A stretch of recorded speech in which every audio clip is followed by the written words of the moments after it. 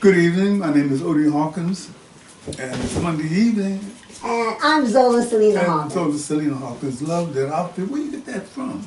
Oddly enough, this came in the mail today, okay, and oddly enough, it came from our friend in Ghana, Leonard Kennedy. Was this a surprise? Well, I don't know what we were going to talk about, but it looks Well, like we have to talk about Leonard Kennedy we now. have to talk about Leonard Kennedy. Hi, Leonard. You know, Oh, here's those at two. you He was looking at on a you. hot day. We're thinking these cool drinks help a lot. Mm-hmm. Oh, God, hydrate me. Yes, please.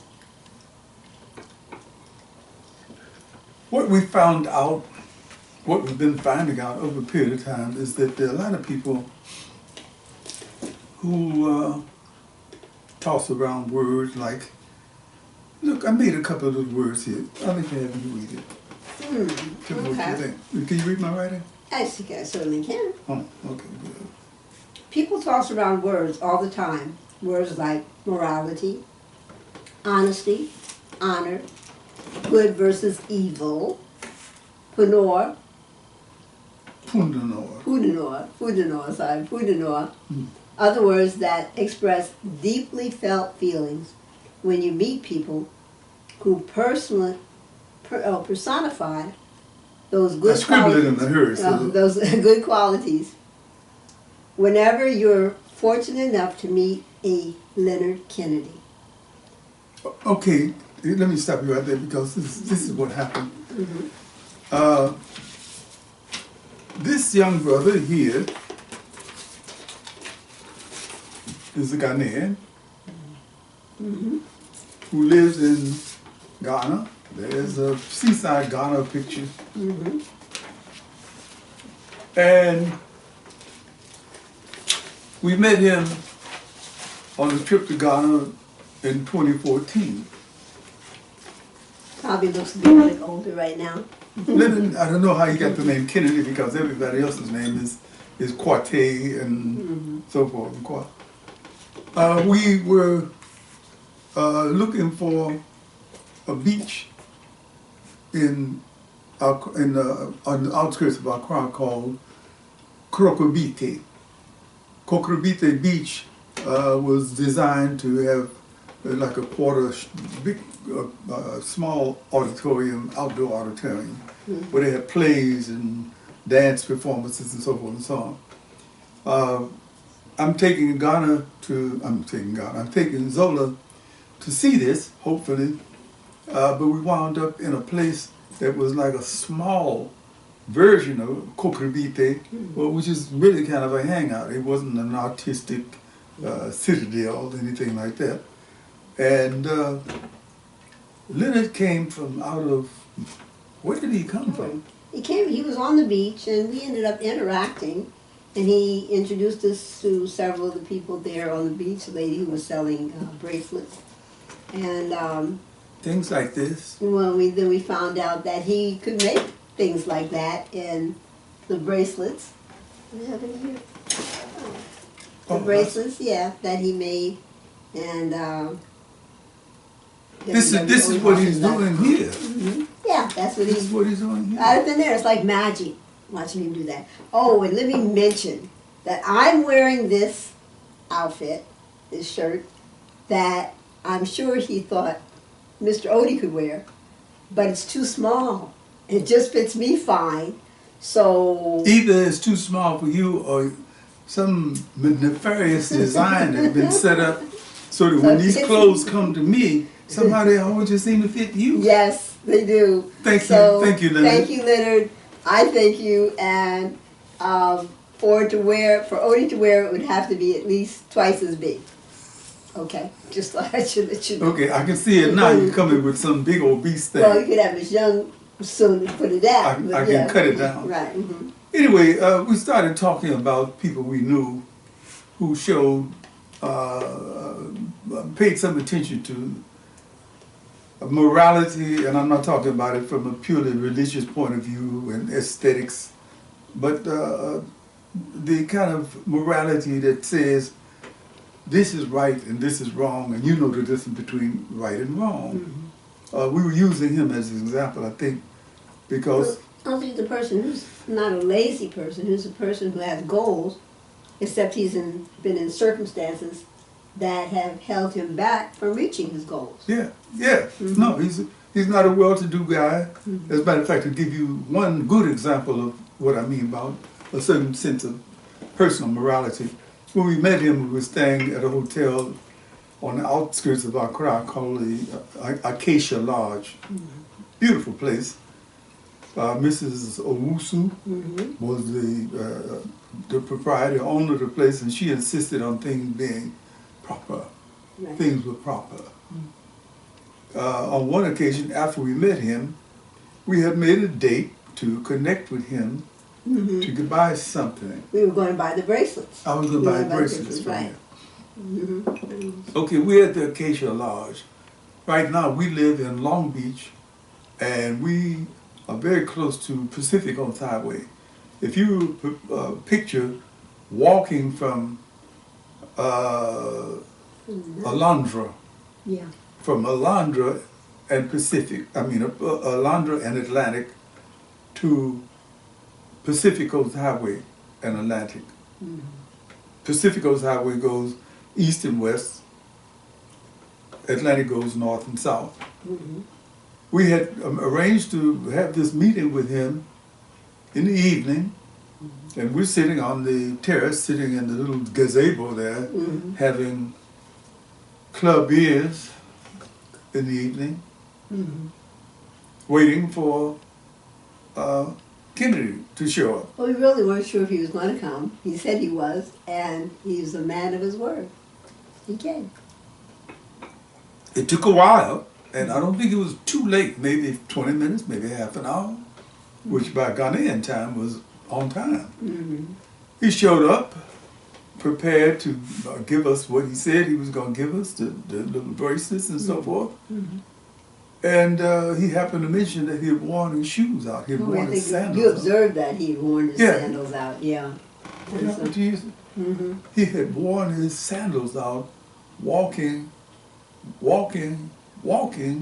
to meet us at this place on the outskirts of Accra. On the outskirts. I mean, we live in Long Beach, or if you live in Compton, imagine what it's like to walk from downtown LA to the Compton Courthouse. He had done something, the equivalent of that. And we started talking to each other a little bit. I think he came up and he sat with us for a bit. And eventually, I believe we took him home because it was so far away, or we sent a taxi. You sent a taxi, I think. Yeah. We had taxis coming back and forth because like any nicely run hotel, they had people coming and going because they knew that. We may have even had, was it Kwame? We had our favorite taxi driver, Brother Kwame. Kwame? His name would come to me because it wasn't Kwame. Ghanaian names stick with you for a while, but it's been a while. Anyway, this is one of the ways we got to know Leonard Kennedy. I'm sticking with him for a bit because in some ways he begins to personify in my mind what happens when you have a person who allows you to believe in them, to trust them. And, you know, here we are across the ocean, and he never did anything like, they call it, in my neighborhood, dry begging. You know, like, hey, wouldn't you like to have an ice cream cone that you could split with me? That's sort of an example of dry begging. He never did that. He never suggested that, why don't you guys, like, ask me to do something for you and then I can charge you some money for it. No, we asked him. We came back and we've been to Ghana and we liked what we saw. We wanted to have some things that were Ghanaian. So who could be our best contact person? Leonard Kennedy. Leonard is literate. He writes a decent hand. You can understand what he writes, but his English is not perfect. And he doesn't do things according to the hurry American standard of doing things. but at the same time, that he's very efficient. Right. So, well, you know, like he did this bracelet, and it's www.odiehawkins.com, your website. And then there were so many people being shot that we asked him to put the names on different bracelets. people memory. who've been shot. Right. Breonna Taylor, just an example. I mean, you could just George Floyd, and so forth and so on. Unfortunately, some of these atrocious things are not familiar to a lot of our brothers and sisters in Africa because their newspapers don't carry the latest news about who's been shot by the fascist police in America. And it happens a lot, as we know. One of the things we know from everybody having a camera is who got shot last night.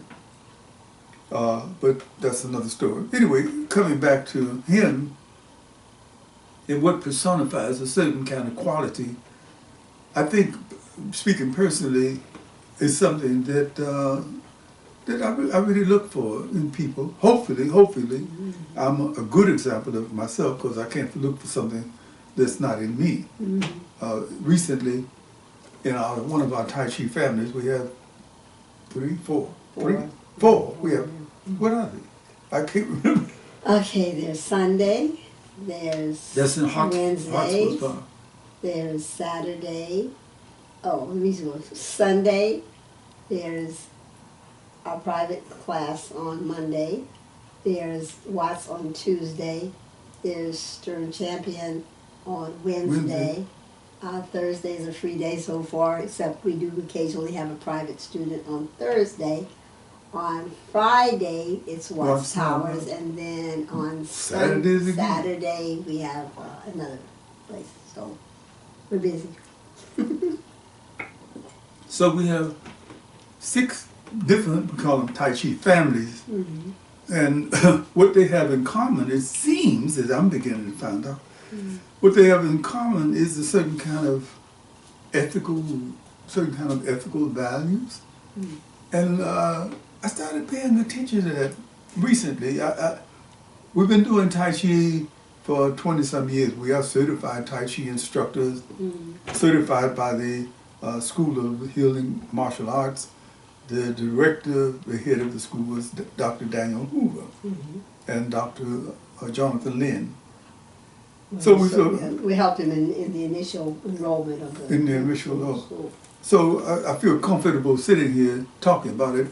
Of course, we don't know everything there is to know about Tai Chi Yang 24, but then who does know everything about it? It's a process. It's a process. It's always learning. The honest teachers, to go there for a minute, I think the honest teachers are the ones who say, I don't know really why this move would affect your spleen in a certain way, but according to the medical judgments, it seems to do that. Okay, I'm not a medical doctor, so I'm wondering, where is the spleen? I don't know. I know where your heart is. Right, the spleen and the stomach. Yeah. Okay, I see a frown on your face. Are you sure? I looked it up, and I'm still in the process of totally understanding it. But that is the process. If you're learning Tai Chi, you're always learning. There's always something new to learn. Okay, as it relates, I'm trying my best to keep it on a track that leads to how it is that you tell the truth. And one of the things that the Tai Chi classes are doing, I think for both of us, is teaching you to tell the truth about what you've learned. Right. It means that if you study with Master Tam Tran, you don't exaggerate. You don't exaggerate. You don't say, you know this, and I know this, and I know this. You teach what you know, what you've learned thus far. And certainly there's got to be much more to learn in the years to come. Most definitely. But what I'm looking at is what happens with the people, the Tai Chi families that we're dealing with. The people who are learning, I mean, just at the kindergarten level, and some of them show a certain kind of adaptation to Tai Chi that's a little bit surprising. For example, we had a student just today who was asking a question after one or two movements had been made. Like, why do you do this? And why do you do that? So, you want to answer that? That you do it for muscle memory, and then you eventually learn the applications. But right now, if you have muscle memory, that if a situation occurs, you will react because that's what you taught your body to do. Okay, to her credit, it was a she. To her credit, that seemed like a perfectly reasonable answer, and she was satisfied with it. I'm sure if she comes to the point where she feels dissatisfied with it, she'll just be. But the honesty that it happens goes both ways. The man who asked, well, just before we do strum the loop, we do something you call an empty step. What is the empty step about? Well, we have different explanations. It's just a part of the form. But you notice that you have to make a step, and then once you make the step and you are on your right leg, your left leg is empty. Okay, so that makes a lot of sense to you, right? Right leg empty. But left leg empty. Okay, on the serious level about it, that explanation makes clearly good sense to me. It may not make a lot of sense to somebody who's just starting to do this because they can't figure out the what an empty leg is, right. what an empty step is. We're dealing with we're dealing in this period of time with so much dishonesty and disinformation and so forth. I think this is one of the things that really chewed at my brain before we started doing this afternoon, especially when Leonard came up, and I realized we could bring Leonard into what we're talking about, having to do with honesty in the things that you do. Right. And when you have a person who personifies that kind of honesty, like this guy walking till the sandals gave out to deliver what he said he was going to deliver. He did that. Yes, he did. He did that. And has been doing it thereafter. We haven't been back to Ghana since 2014. Right. I would like to have us go back soon because it would be interesting to see him. We miss Ghana and we miss you, Leonard, and all our friends there. When he says, how's everything with your family in America? It sounds like he's talking about all of America. And we would like to say, well, everything is fine with all of us in America. But then that would be a lie. Not necessarily. But the families that we know, considering the challenging times, fortunately most of the people we know are up to the challenge. Okay, and I think it's safe to say that this includes all of the Tai Chi families that you mentioned in each of the different areas. I cannot think of one charlatan. My friend Dalio Monaco used to call them charlatanos. Charlatanos. Right. I can't think of one charlatan in any of these groups that we go to. It seems that the honest people, the people with some sense of morality, the people who are truthful, are gravitating to this thing.